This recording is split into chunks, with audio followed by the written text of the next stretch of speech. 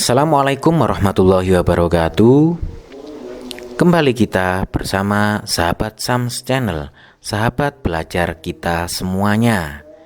Kali ini kita akan membahas latihan soal penilaian akhir tahun atau ujian kenaikan kelas atau ujian akhir semester 2 pada kelas 5 materi pelajaran pendidikan agama Islam dan budi pekerti.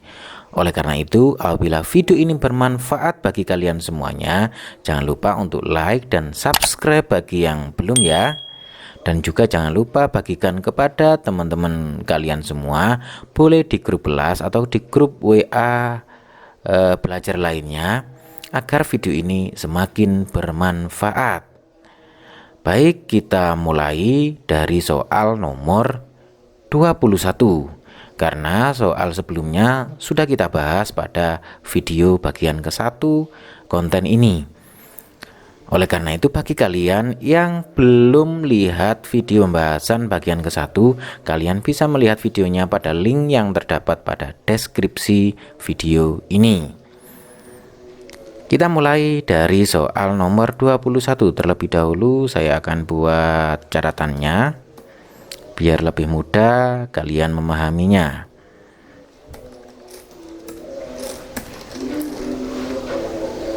Oke, kita besarkan dulu tulisannya. Oke.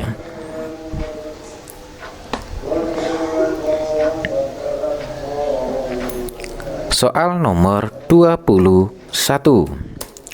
Fawailul lil musallin. Ayat keempat surat Al-Ma'un di samping melarang kita untuk melalaikan apa kira-kira? Melalaikan sholat.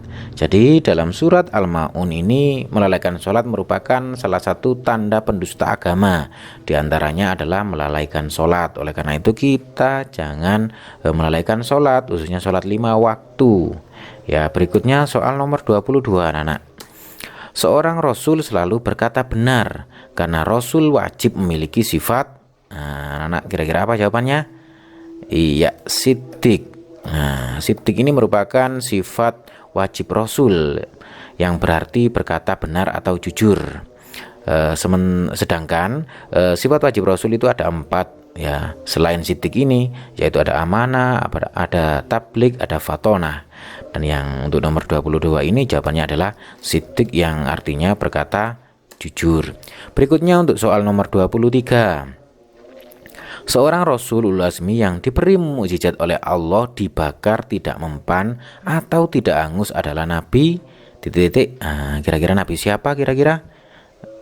Iya, Nabi Ibrahim. Nabi Ibrahim ini adalah seorang nabi yang diutus oleh Allah pada zaman Raja Namrud. Lah, ini Raja Namrud berusaha untuk menyiksa Nabi Ibrahim dengan cara membakar beliau. Dan Allah memberikan mukjizat kepada Nabi Ibrahim sehingga Nabi Ibrahim tidak mempan ketika dibakar oleh Raja Namrud. Berikutnya soal nomor 24 anak-anak semuanya. Orang yang hidup sederhana dalam membelanjakan hartanya, mereka tidak berlebihan dan tidak pula apa kira-kira? Kikir. Jadi orang yang hidup sederhana itu tidak berlebihan, tidak mewah-mewah, dan juga tidak sebaliknya, tidak terlalu pelit dan tidak terlalu kikir lah. Oleh karena itu jawabannya di sini adalah kikir atau pelit. Kemudian 25. Di antara manfaat hidup sederhana adalah mampu melawan keinginan untuk bergaya hidup. Ya, kira-kira apa? Bergaya hidup mewah atau berlebihan. Jadi orang yang hidup sederhana biasa-biasa saja dalam membelanjakan hartanya dan melawan keinginan untuk hidup mewah atau berlebihan. Berikutnya untuk soal nomor 26 anak-anak semuanya. Seseorang dianggap beragama dengan benar jika amal ibadahnya dilaksanakan dengan hati yang ikhlas. Jadi ketika kita beribadah, kita harus ikhlas karena Allah, jangan karena mendapat hadiah, jangan karena pamrih, jangan karena takut sama orang tua, tapi niatkanlah ikhlas karena Allah Subhanahu wa ta'ala. Baik anak-anak semuanya, selanjutnya kita ke soal nomor 27. Sholat sunnah yang hanya dilaksanakan pada malam bulan Ramadan adalah sholat, kira-kira sholat apa anak-anak? Iya, sholat tarawih. Jadi sholat tarawih ini hanya ada dan hanya dilaksanakan pada bulan Ramadan. Dan ketika hari biasa tidak ada sholat sunnah tarawih. Kemudian soal nomor 28 anak-anak. Kegiatan membaca dan menyimak Al-Quran bersama-sama disebut kira-kira apa? Iya, tadarus Al-Quran. Jadi ketika bulan Ramadan biasanya ini rame-rame banyak yang melakukan tadarus Al-Quran, membaca dan menyimak Al-Quran bersama-sama. Berikutnya soal nomor 29. Luqman, seorang hamba Allah yang soleh, namanya diabadikan dalam Al-Quran. Ia mendapat gelar Al-Hakim. Arti dari Al-Hakim adalah orang yang titik-titik. Apa jawabannya kira-kira? Iya, bijaksana. Jadi Al-Hakim ini yang melekat pada nama Luqman ini artinya adalah bijaksana, anak-anak. Kemudian soal nomor 30. Salah satu nasihat Luqman Al-Hakim adalah agar anaknya selalu berbakti kepada Allah Subhanahu wa ta'ala. Kita tahu bahwa Luqman Al-Hakim adalah orang yang soleh, tentunya akan menyuruh anak-anaknya untuk berbakti kepada Allah Subhanahu wa ta'ala. Berikutnya kita ke soal nomor 31. Nomor 31 ini adalah uraian anak-anak. Jadi jawabannya agak lebih banyak daripada isian singkat dari soal nomor 21 hingga 30 tadi. Baik, soal 31. Surat Al-Ma'un berisi tentang golongan pendusta agama. Sebutkan 3 golongan orang yang termasuk pendusta agama menurut Quran surat Al-Ma'un. Anak-anak semuanya, kalau nggak salah ada 5 tanda pendusta agama yang terdapat pada surat Al-Ma'un. Cuman yang kita tulis cuman 3 saja, karena yang disuruh dalam soal tersebut menulis 3 golongan saja. Mari kita tulis. Yang pertama adalah apa kira-kira? Iya, orang yang menghardik anak yatim. Iya, orang yang menghardik anak yatim. Nah, kita tahu di situ ayatnya araital lati yukadzibubiddin fadzalikal lati yad'ul yatim. Kemudian wala yahuddu ala ta'amil miskin, ya, tidak memberi makan pada orang miskin. Kemudian wala yahuddu ala ta'amil miskin fawailul lil musallin alladzina hum an sholatihim sahun, yaitu orang yang melalaikan sholatnya. Nah, ini sudah 3 kita tulis. Apabila kalian ingin menjawabnya yang lain, bisa kalian tambahi orang yang berbuat riya dan juga enggan memberikan bantuan. Nah, itu tanda-tanda pendusta agama selain dari yang 3 tadi. Berikutnya soal nomor 32. Sebutkan 3 nama dari Nabi Ulul Azmi beserta mukjizatnya. Nah, tadi yang dinamakan dengan Ulul Azmi adalah Rasul yang mempunyai ketabahan dan ketekatan yang kuat dalam menyebarkan agama Islam, dalam menyebarkan agama ketika beliau jadi Rasul. Berikutnya kita tulis yang pertama Nabi Nuh. Nah, Nabi Nuh ini merupakan Rasulul Azmi. Adapun mukjizatnya adalah membuat kapal besar di gunung. Nah, berikutnya ada Nabi Musa. alaihissalam ini mukjizatnya tongkatnya menjadi ular dan bisa membelah lautan menjadi sebuah jalan. Nah, ini. Kemudian berikutnya yang ketiga ada Nabi Ibrahim alaihissalam. Tadi sudah kita bahas bahwa Nabi Ibrahim mukjizatnya adalah tidak mempan ketika dibakar.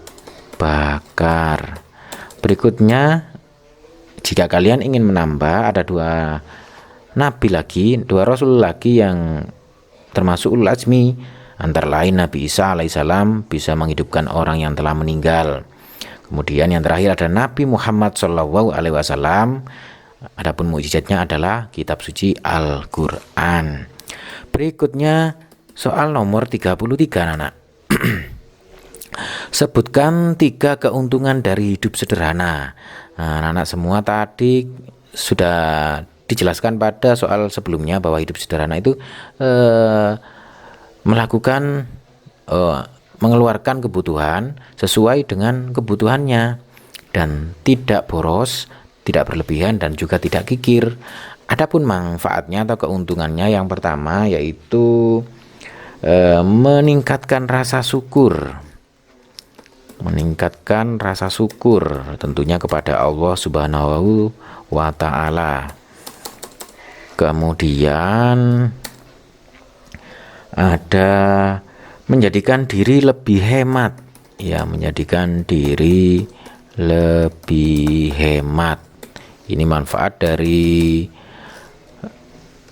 hidup sederhana. Kemudian berikutnya adalah terbiasa hidup mandiri. Lah, ini merupakan manfaat dari hidup sederhana. Berikutnya soal nomor 34. Sebutkan 3 perilaku yang dapat merusak keikhlasan dalam beramal. Ini ada 3 perilaku yang bisa merusak amal. Yang pertama riya, anak-anak. Nah, riya ini merupakan perbuatan yang beramal karena ingin dipuji sesama manusia. Kemudian yang kedua adalah ujub, anak. Ujub ini merupakan beramal lalu membanggakan atau menyombongkan amalannya. Itu disebut dengan ujub. Ini sangat merusak keikhlasan. Kemudian yang ketiga adalah sum'ah. Sum'ah ini merupakan beramal karena ingin orang mendengar amalannya lalu memberinya pujian. Lah, ini juga merusak keikhlasan. Ini sangat merusak ibadah kita. Karena ibadah kita tidak ikhlas dan membuat ibadah kita tidak diterima oleh Allah Subhanahu wa taala. Berikutnya anak soal nomor 35. Sebutkan 3 manfaat tadarus Al-Qur'an. Oke, kita tulis manfaat tadarus Al-Qur'an antara lain mendapat pahala dari Allah Subhanahu wa taala. Kemudian mendapat balasan surga dari Allah.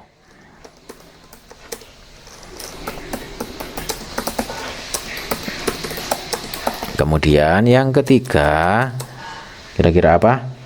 Iya, mendapatkan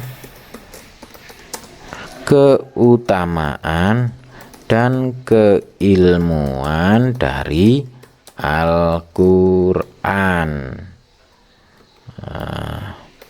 Ini sebenarnya banyak sekali manfaat dari tadarus Al-Quran itu, anak-anak.